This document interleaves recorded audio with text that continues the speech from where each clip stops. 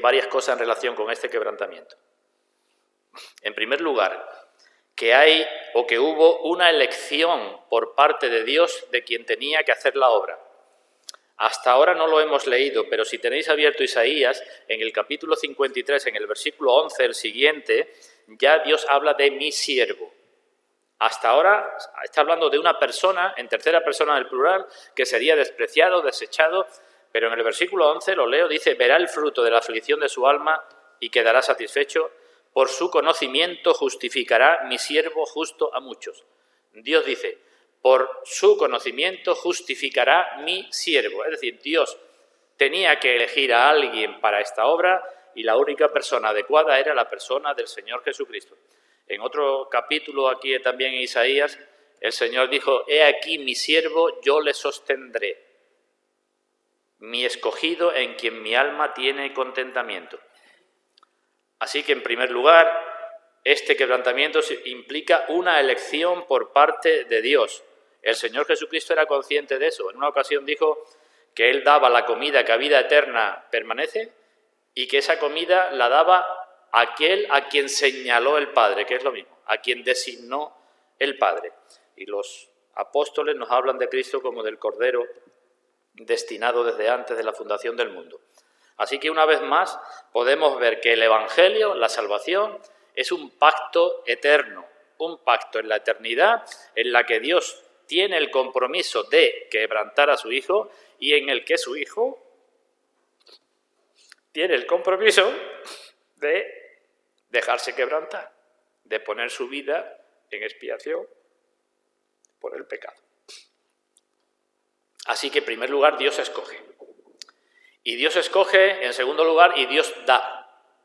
Porque de tal manera amó Dios al mundo que dio a su Hijo unigénito. En la carta a los Gálatas, en el capítulo 4, versículo 4, se nos dice que cuando llegó el cumplimiento del tiempo, cuando vino el cumplimiento del tiempo, Dios envió a su Hijo. Pero la palabra es una palabra más fuerte, que no significa solamente enviar, sino significa despedir. Es decir, llegó el momento que Dios le dijo a Cristo, te tienes que ir de aquí. Ya llegó el momento. No sin el consentimiento de Cristo, pero Cristo fue escogido y Cristo, en el plan de Dios, tenía que ser despedido. Y Cristo aceptó ser despedido. En tercer lugar, evidentemente, hemos de entender que Cristo asumió esto.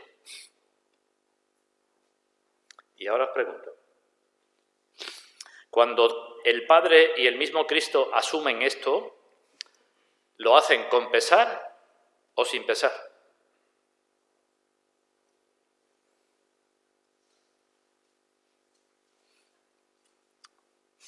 No podemos responder a eso fácilmente, ¿verdad? Por una parte, sin pesar por parte de Dios ni por parte de Cristo, porque nadie los obligó, nadie tenía mérito, nadie podía pedir nada. Pero por otra parte hemos de entender que con el mayor pesar imaginable para ambos. Dios quiso quebrantarlo, decimos, con complacencia. Complacencia por parte de Dios, complacencia por parte de Cristo.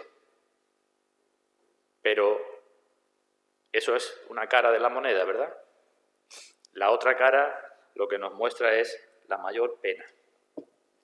Si está escrito que Dios no aflige ni entristece voluntariamente a los hijos de los hombres, hemos de entender que tampoco afligió ni entristeció voluntariamente a su propio Hijo, sino que había algo más. Es decir, si miramos el castigo por el castigo, Dios no se complacía en eso, evidentemente, pero si miramos las consecuencias, algunas se dicen aquí, otras no, pero están en la Escritura, el Padre sería glorificado, la ley de Dios que había sido quebrantada sería honrada, Cristo sería ascendido de nuevo y nosotros tendríamos la gran bendición de ser salvos. Si se ve eso, entonces podemos entender mejor el castigo.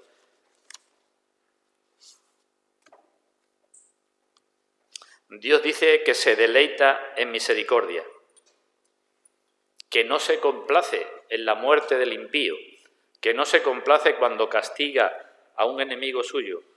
Entonces, en un sentido podemos decir que Dios tampoco se complació cuando estaba castigando a su Hijo, pero que al mismo tiempo tuvo complacencia en eso, porque ese era el plan de Dios y el único modo en que podíamos ser salvos. ¿Entendemos esto, hermanos? Es como si Dios tuviese la alternativa de decir, o salvo a la gente o no entrego a mi hijo. Si quiero tener un pueblo o si no quiero quebrantar a mi hijo. Esa es la alternativa. Y ante esa alternativa, no solamente Dios el Padre, de tal manera amó Dios al mundo, sino Dios el Hijo. Dice en la carta a los Efesios, en el capítulo 3, el apóstol Pablo, que el amor de Cristo excede todo conocimiento. No solamente hemos de ver a Dios, que nos amó siendo enemigos, sino a Cristo, que nos amó, y al Espíritu Santo, que nos amó, que dice Santiago en su carta, que nos anhela celosamente. Hemos de ver el amor del Dios Trino actuando así, viendo o pensando en nuestro pecado, en nuestra salvación, mucho antes de que nosotros nos diéramos cuenta de algo.